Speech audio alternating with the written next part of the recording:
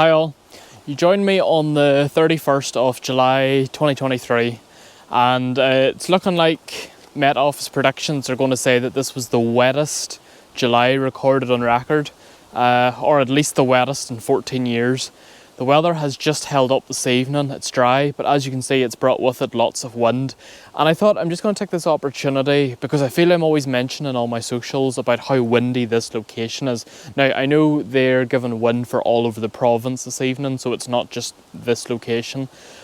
Yeah, I thought this would be a good touch point about, I suppose, gardening in an area that is prone to a lot of wind. As I said, I'm always mentioning on my socials about how, windy this location is. And I feel people might think that I exaggerate that a bit.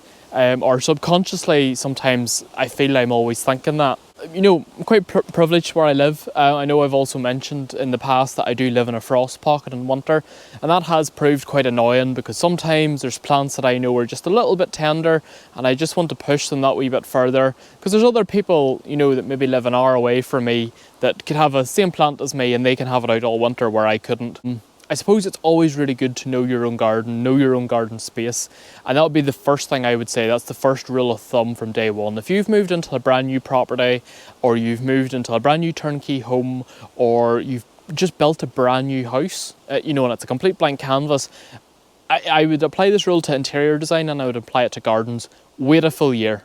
I know it's so difficult because you're itching just to get something done. You want to start a new project, you want to celebrate it, you want to post on your socials, I've got my new house, or I've moved into my new location. You want to put your stamp on it, you want to put your vibe all over the place.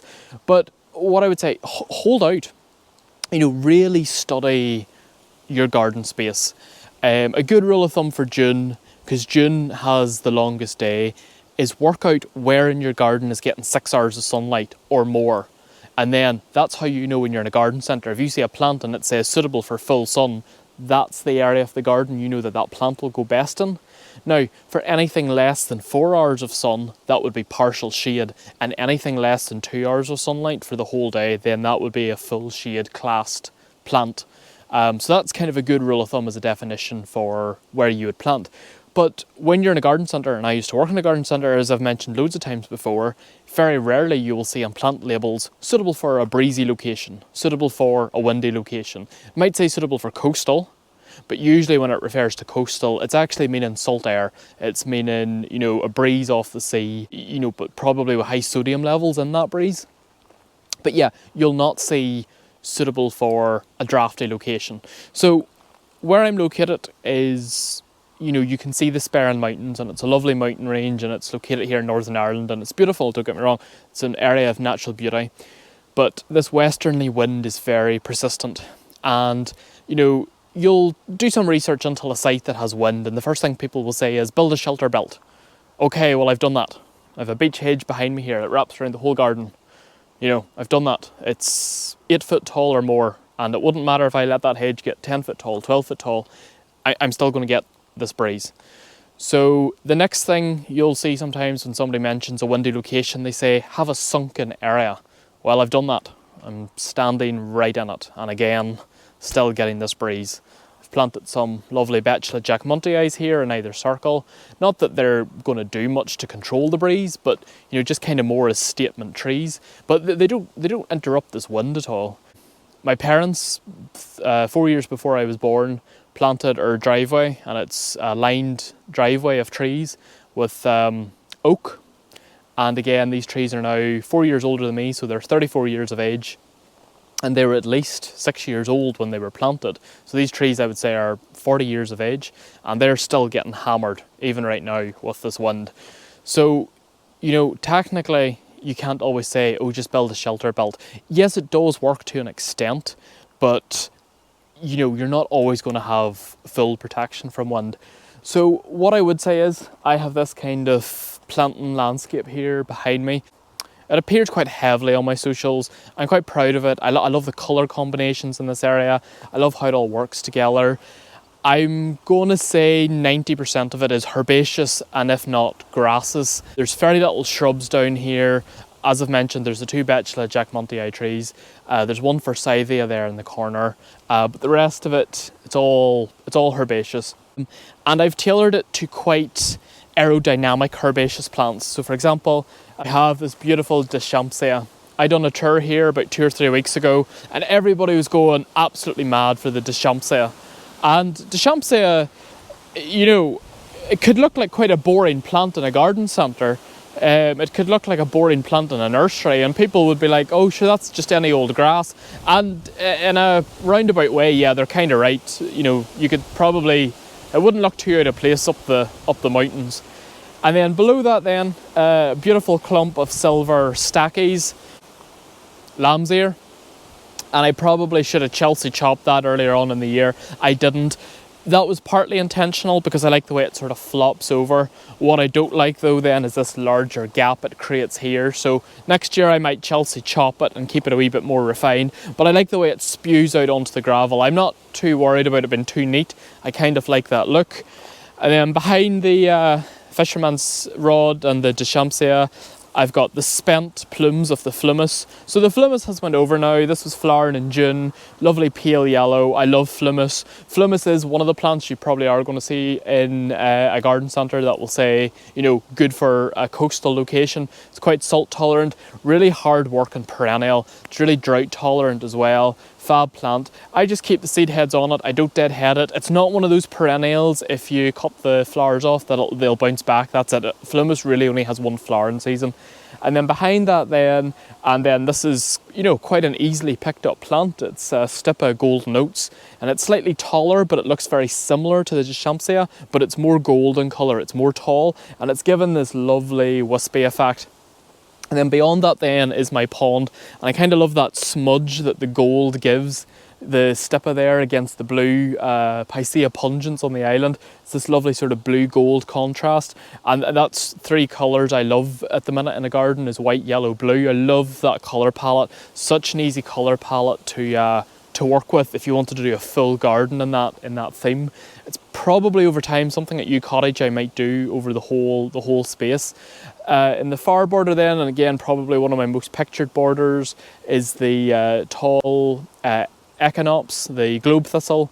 It's looked better, I'm going to be honest. It's had better years. It's took a bit of a hammer in this year, you know, with the weather. But like I said, it's been one of the wettest Junes on record. Below it then is a big clump of Herma moncalis, the daylily, the variety Sammy Russell. It's like a lovely in-between red-orange daylily. Again, you know, really suitable for wind. And then below that then, it's all planted with Nepeta, Six Hills Giant. I didn't Chelsea chop it yet again, just because I like the way it spews out onto the gravel. And generally here, the reason I didn't Chelsea chop is because it was so hot earlier in May. It was so hot, and I didn't really want to cut plants back, you know, to force them to regrow. I was just trying to see what way the weather would play out. Now, of course, we've had rain. But basically what I'm saying is the plants I'm mentioning here are plants that I have found work here really well. They're really robust, they can take a hammer in, they're aerodynamic, they're working well in my soil. As I always mention, I have never staked a single thing in this garden. So every year I don't stake a single thing. You know, the Deschamps holding its own, Phlomis holding its own, Stipa Golden Oats, it's holding its own, Stackies down there at the front, it's holding its own.